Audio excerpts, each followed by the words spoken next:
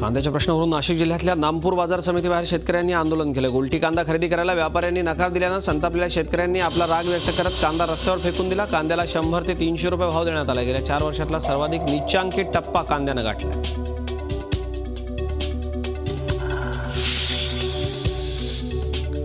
केंद्र सरकारनं बाजार हस्तक्षेप योजनेत कोट्यवधी खर्चून 15,000 टन कांदा खरेदी केला होता। तो कांदा आता सडतोय। नाफेडच्या भोंगळ कारभारामुळे केंद्र सरकारला मोठा आर्थिक फटका बसणार आहे। कांदा खरेदीच्या योजनेत सरकारला मोठा तोटा आता सहन करावा लागणार आहे।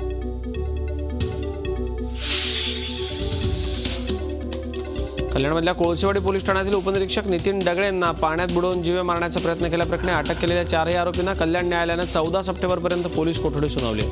राहुल गायकवाड, नयन गायकवाड, बंदिश गायकवाड आणि नरेश गायकवाड या आरोपींना काल अटक करण्यात आली होती।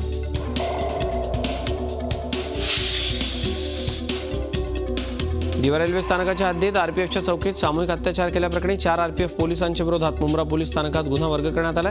पीके सिंग, बीके सिंग राठोड, दीपक राठोड, महेंद्रसिंग बघेल अशी त्यांची नावं आहेत। शीतपेयातून गुंगीचं औषध देऊन आणि अश्लील चित्रफित दाखवून एका व्यक्तीवर अन्याय करण्यात आल्याची तक्रार आहे।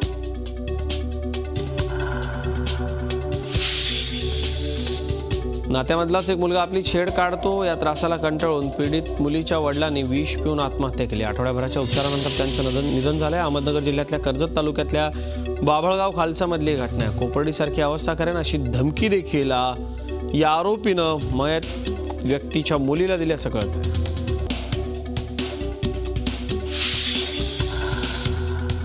नाशिक जिल्ह्यामध्ये पोलीस जनतेचे मित्र असल्याची होर्डिंग्स लावण्यात आली आहेत। नाशिक जिल्ह्यात गेल्या 5 महिन्यात पोलिसांवर हल्ला झाल्याच्या 10 घटना घडल्यात। पोलीस आणि जनता यांच्यात चांगले संबंध निर्माण करण्याकरता पोलिसांनी अशी होर्डिंग्स शहरामध्ये लावली आहेत।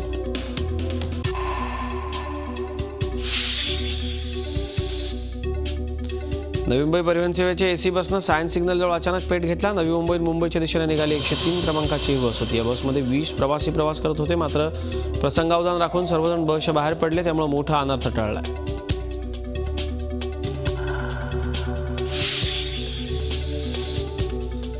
समुद्र किनाऱ्यांवरील सुरक्षेच्या दृष्टीने राज्य सरकार आणि पालिका सपशेल अपयशी ठरल्याचं मुंबई हायकोर्टानं प्रशासनाला सुनावलंय। वारंवार आदेश देऊनही प्रशासनाकडून तात्पुरते उपाय योजले जात आहेत। गणपती विसर्जनाच्या दिवशी मुंबईतल्या सर्व किनाऱ्यांवर पुरेसे लाईफगार्ड तैनात करण्याचे आदेश हायकोर्टानं दिले आहेत।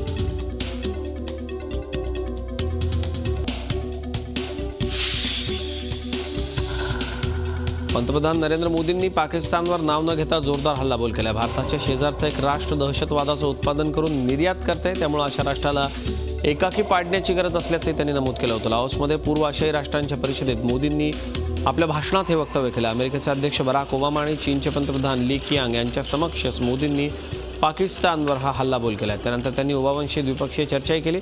दोन्ही नेत्यांची गेल्या 2 वर्षात झालेली ही 8वी भेट होती। एनएसजीमध्ये भारताच्या सदस्यत्वाला अमेरिकेचा पूर्ण पाठिंबा असल्याचा पुनरुच्चार यावेळी त्यांनी केला। अणुऊर्जेसह द्विपक्षीय सहकार्य वाढवण्याबाबतीतही मोदी आणि ओबामांमध्ये सविस्तर चर्चा झाली।